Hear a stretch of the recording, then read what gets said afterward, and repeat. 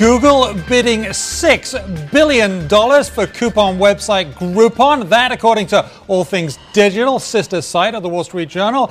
That's a lot of coupon for $6 billion, but is it worth it? We'll discuss that right here, right now on Digits. Good afternoon and welcome. I'm Simon Constable. Joining me on the set, we got Peter Kafka from All Things Digital. Thanks for joining us. And Peter, this story broke by your colleague, Kara Swisher, colleague boss. It's a lot of money. Is it worth it? Well, we'll figure that out eventually. Google can certainly afford it. They've got $33 billion in cash. They throw off tons of cash, so it's really fairly easy for them to finance. They don't have to finance it.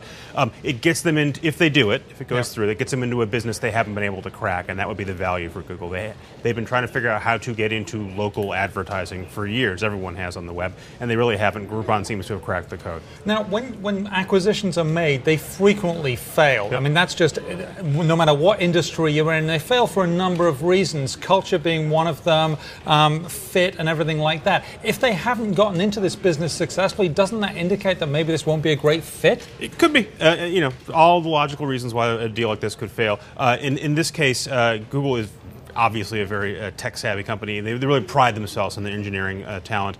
And rightly so. They have a lot of great engineering talent. They're very good at it. And Groupon is not really a tech company. I mean, it works on the internet, uses Twitter and Facebook, but really it's a sales operation. These guys go out and find local merchants and get them to buy Groupon deals, which they then distribute on the web. It's pretty traditional business. It's something Google really has stayed away from for a long time. It's very like the back of newspapers where you get the coupon, you run down to your local supermarket and get stuff like that. So that isn't very techy.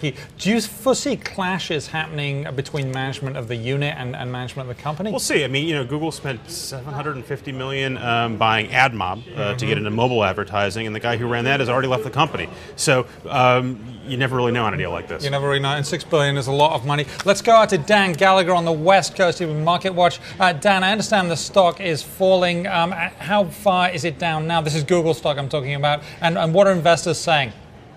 Well, they're down a little over 3% this morning.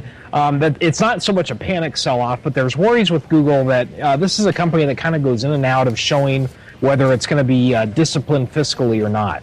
When it bought YouTube a few years back for about a little over 1.5 billion, that was a big deal at the time, and it was especially big because YouTube didn't have any really clear business and revenue opportunities. They built some on there now.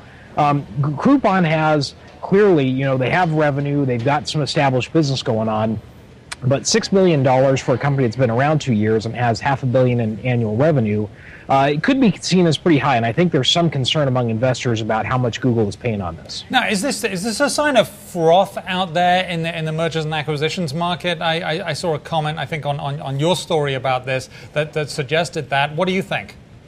It's possible. What's unclear here is, Google's at this really high price. Are they bidding against somebody for this? Is that why the price has gone high? Somebody that we haven't seen, whose name has been mentioned? It's hard to imagine. And the answer to that question, right, is we know they've been bidding. They've been racking up investments. They value them at $1 billion or $2 billion. Yahoo supposedly offered $2 or $3 billion a couple weeks ago. So they've clearly been bidding against other folks, and I think that makes sense. Sure. But of course, can anybody go as high as $6 billion is the question. At $6 billion, you're really, I don't think Yahoo could even think of going that high, and Facebook and anybody else, it's, it could be argued that this is a price set to try to get this deal closed. And we'll find out if there is indeed a winner's curse in due time. Thank you very much, Dan Gallagher with Market Watch out in San Francisco. We turn now to Julia Angren, who's going to join us on the set. Now, when you're doing your online shopping this holiday season, you're likely going to be tracked by advertisers. Likely, though, there may be a way around that in the future thanks to Firefox, which is by Mozilla. Julia's going to tell us all about that. What is Mozilla planning with Firefox that's going to allow you to get away without being tracked? Tracking is my favorite topic. It is because it's privacy. It's always frightening to have you on to talk about this. I know, I'm here to scare you. So basically the story today is about how there's growing interest in this idea of a do not track mechanism. And up until now, no one's been able to figure out how you do the equivalent of do not call, because with do not call, you put your phone number on a list and it's very easy. But how do you put your computer on a list and say don't track this computer? It's not so simple. So Firefox and some other people have been looking into ways to build it into the browser so that your web browser, when you're using Firefox, would literally send a message saying, do not track me. And then all the people who receive that message would have to agree not to track you. Now, so far, no one's agreed to do that, but we're expecting an FTC report this week that will urge a do not track mechanism. There's a House hearing on Thursday urging do not track. So there's growing momentum for this and it's to kind happen. of an elegant solution, right? I mean, you literally have, I'm sure it's technically difficult, but you have your browser say, stop tracking me, and it's an opt-out that regular people could actually use. And people who use Firefox, right, are a little bit on the geekier side. It's still sort of it's not early adopter, it's been out for years, but it's not your standard browsers. They're the folks who are more likely to adopt something like this. Yeah, I mean, Firefox also, it's worth pointing out, is the only one that's a non-profit, that's not ad-supported, right? So Microsoft and Google are both basically in the ad business. Didn't a few months ago Mozilla start looking at doing something like this, and they stopped that effort because of pressure? Who was the pressure from? So it's interesting that that although I just said Mozilla is a non-profit that doesn't have as much pressure, they are also pressured by the ad industry, and they do get like the vast majority, 86% of their revenue comes from Google, from a search advertising deal. So they also get pressure from advertisers about features in their browser, and they were planning to put in a feature that was actually not as dramatic as this do not track, but that would help limit tracking. And one advertising executive at a company called Better Advertising called up and said that he thought that this was going to cause some legitimate problems he was concerned about. He thought that it would force advertisers to use sneakier techniques, and that is true. That like with all of these issues, if it's everybody has to agree to comply, then what's going to happen is there are going to be some bad actors who don't agree to comply, and they're. What percent of internet users do you think care about this stuff? What percent of users do you think are interested in a product like this?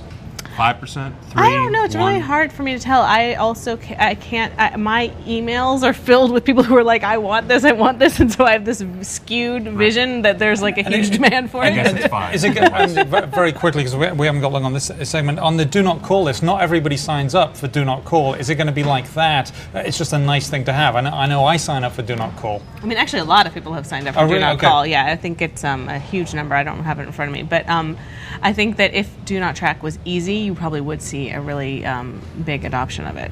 Okay, and we shall see. And thank you very much, Julia Angwin of the Wall Street Journal. Read more about that on WSJ.com. We turn now to Richard Branson, who is unveiling an iPad app magazine, or magazine app, I should say, on the iPad. And Peter, you were at the event where this was unveiled. It's $2.99 apparently. It's the digital world, so they actually unveil it at the iTunes store the night before, and they have a press conference saying, look what came out several hours ago. It's the so tell us about this. It's a bit complicated, right? It's a bit complicated, but it's really a lot like other iPad magazine apps. The difference here is there's no physical magazine. On the screen now we have the instruction manual. Tell us about the instruction manual. I would ignore the instruction manual because it's more complicated than it needs to be. I would just get in there and start monkeying around. You'll find video and some interesting sound and some interesting visual stuff they've done. But if you played with any other iPad magazine, one for Wired or Esquire, etc., it's going to look pretty familiar. The big difference is there is actually no paper magazine equivalent for this. And it's only $2.99, but you can avoid that by going straight to the iTunes store because that's where it all is. And we got to wrap there. Thank you very much, Peter Kafka of All Things Digital. I'm Simon Constable, and that's it. That's Digits for now. I'll be back at 4 with the News Hub. Have a great afternoon.